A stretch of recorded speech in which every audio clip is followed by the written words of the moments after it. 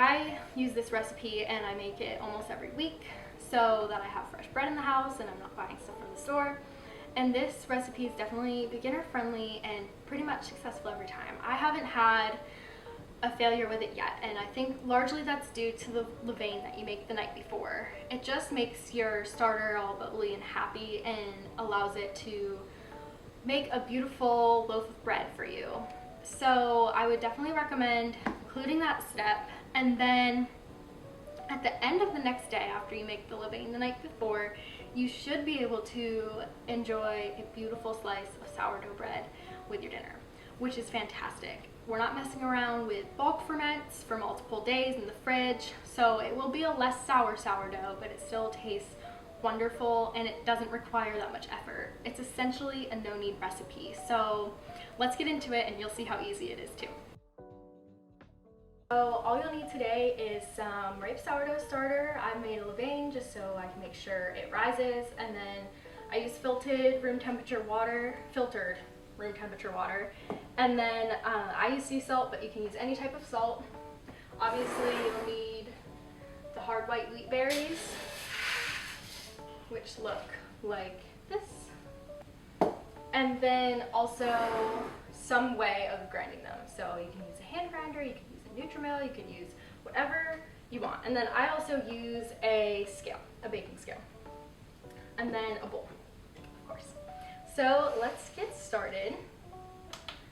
So last night I made my levain. It takes about 12 hours. For the levain, use 100 grams of cold water, so it actually takes 12 hours. The cold temperature helps to make sure it goes slower. Then 100 grams of all-purpose flour. I'm not using the flour mill here because I'm too lazy to get it out. And then let's put in those 25 to 30 grams of sourdough starter. Mix it up and mark where it is so you know how much it's risen in the next morning when you wake up to go look at it. And then it should hopefully double in size when you see it in the morning, and then you're ready to use it. This one is almost honestly a little bit past its prime. You can see it's come down a little bit on the sides, but I've been watching it all morning. It took me longer to get here than I was planning. So we're gonna ignore that. I'm gonna start with 310 grams of water. And once I get it to this 310 grams, I'm gonna do the float test, and I'm assuming that it will pass. Oops, a little too much. Now we're gonna use 200 grams of this starter, but at first I'm just going to test a small portion of it to see if it does somewhat float, which it's actually totally floating, so that means it's good to go. And then we'll pour in the rest, which should be almost 200 grams. Oops. And if you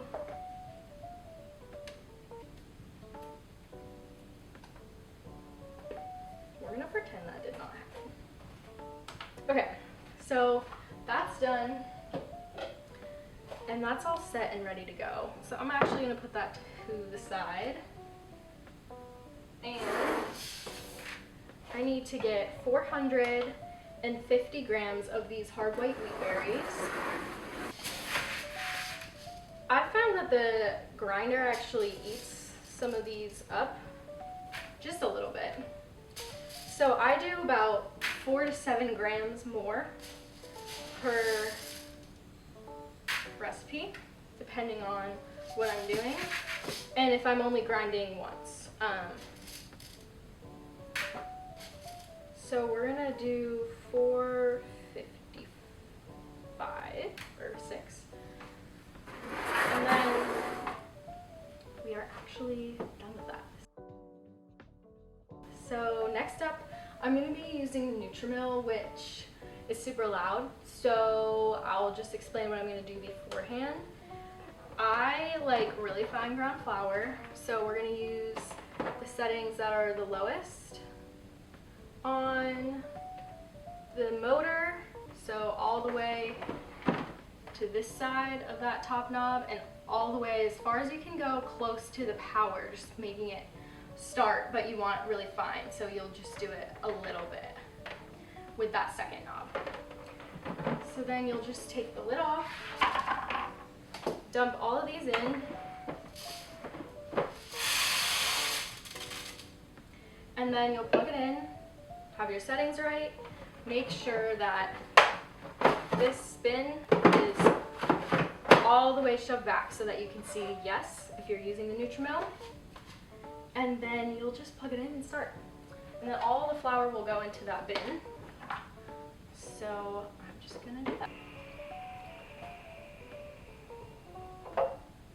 Okay, so now the mill is done. Right over here. And all of the flour is in this canister at the bottom. So I like to take it out and tap it on the counter to make sure all the flour is at the bottom, so I can open it up without as much of a mess.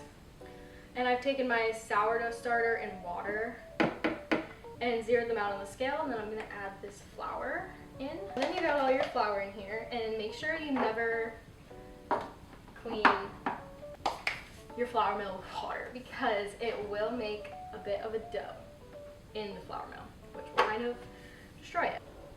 You'll just want to add your 450 grams of the beautiful, fluffy, fresh milled flour.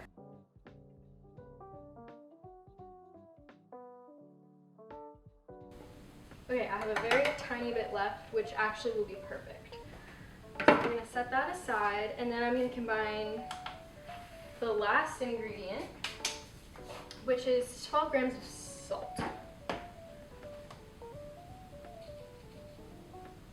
Okay, there we go. And then the last step is just mixing it all up until it creates a shaggy dough. Okay, this is a shaggy dough. So I just take it, pinch, try to get all that flour from the bottom so there's none left out of the fun.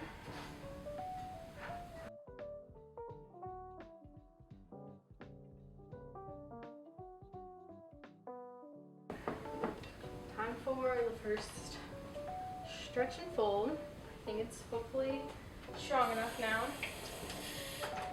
I get my hand wet, just use one, and I scoop underneath the dough, pinch and pull as far as I can. I try to not start ripping it, but if that happens, that's okay. Stretch it over and then kind of tuck it under on the other side. And I do that on all four sides. And then I kind of do it on the four corners that the sides make. And typically I lose count of how many I do. As soon as it starts giving more resistance,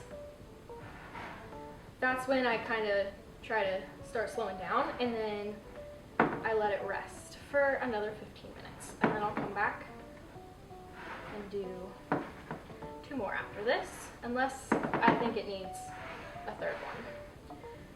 So now I'm just going to kind of tuck all the edges in.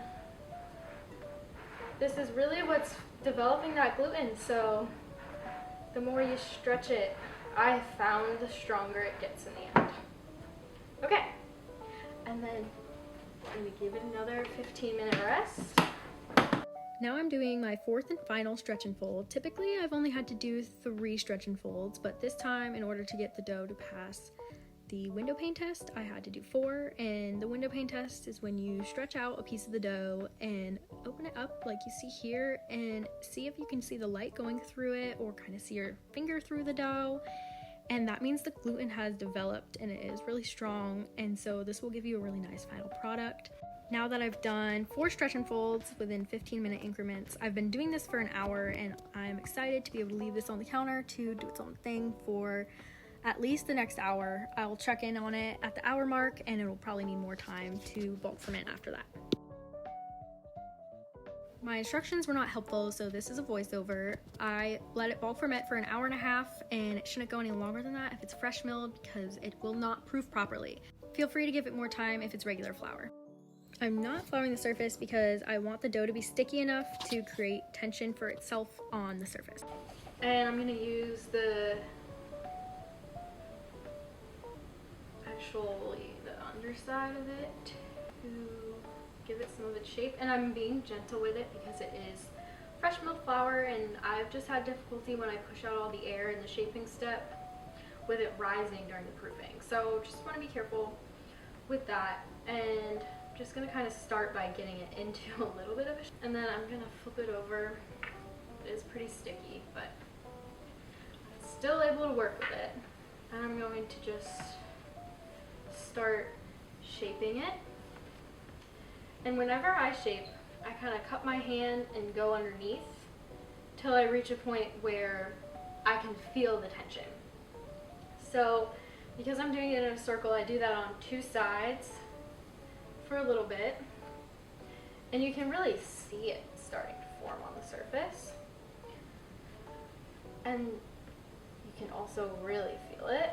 You can see that there's some bubbles in there, which is great. And then now that I got it with a little bit more surface tension, I'm just gonna kind of use my palm in that same C shape and rotate it on the counter, tucking under the edges, but going a little faster. That's a happy circle. So then make sure you flour that Banneton basket so it does not stick and ruin all of your hard work. Okay. That's good. Now scoop it up and put it seam side up in the basket. And then I also like to pull in from all sides after I put it in there, just to give it some extra surface tension that I might have disrupted. Okay, and then I like to sprinkle just a tiny bit of flour. This is the fresh milled flour left over from earlier, on top, and then I put my tea towel over top of it. So I'm gonna put this in the oven with the light on just to keep the process moving along quickly. 45 minutes later, after proofing in the oven with the light on, I was ready to have my dough proof on the counter while I preheated the oven at 500 degrees with my Dutch oven inside for 45 more minutes. After those 45 more minutes, I was ready to check my dough again, and I do the poke test, which is when you literally poke in the dough, and if it slowly springs back about halfway, that's when you know it's ready for baking. Now it's time for my favorite part.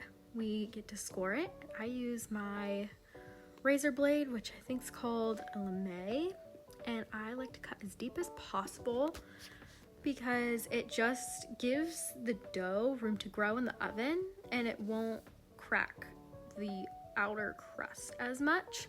And so that's more of an aesthetic purposes why I go so deep. And then also sometimes it can give a nice crusty, crunchy ear on the top. And now to get it ready to go in the Dutch oven, I cut the parchment paper into kind of a shape that has handles. I like to get rid of the excess so it doesn't make an imprint on the crust in the end. Then you can use those handles that you cut to put it in the Dutch oven. Then you put the lid on, put it in the oven at 485 degrees and cook it for 20 minutes.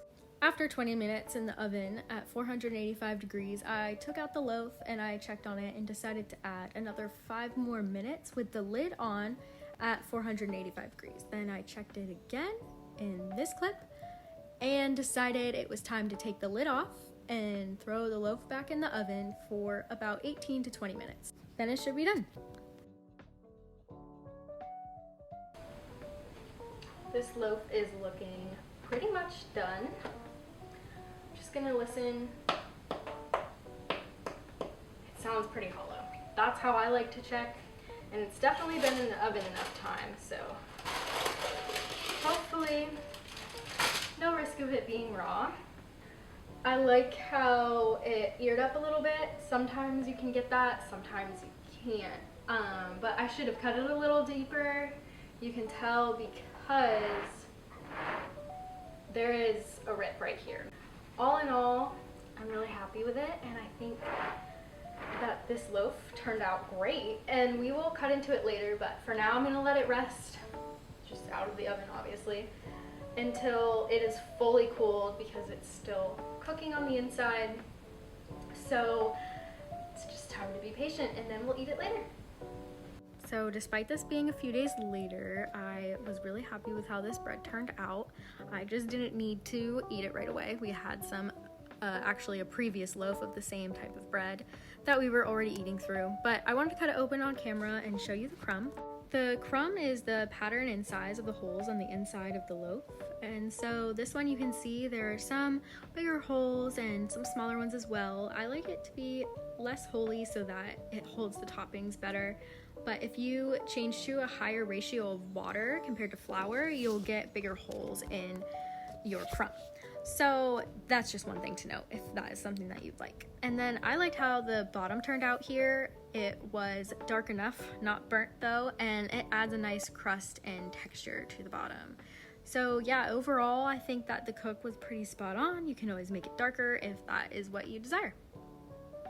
Thank you for watching. I really appreciate it, and I hope you have a good day.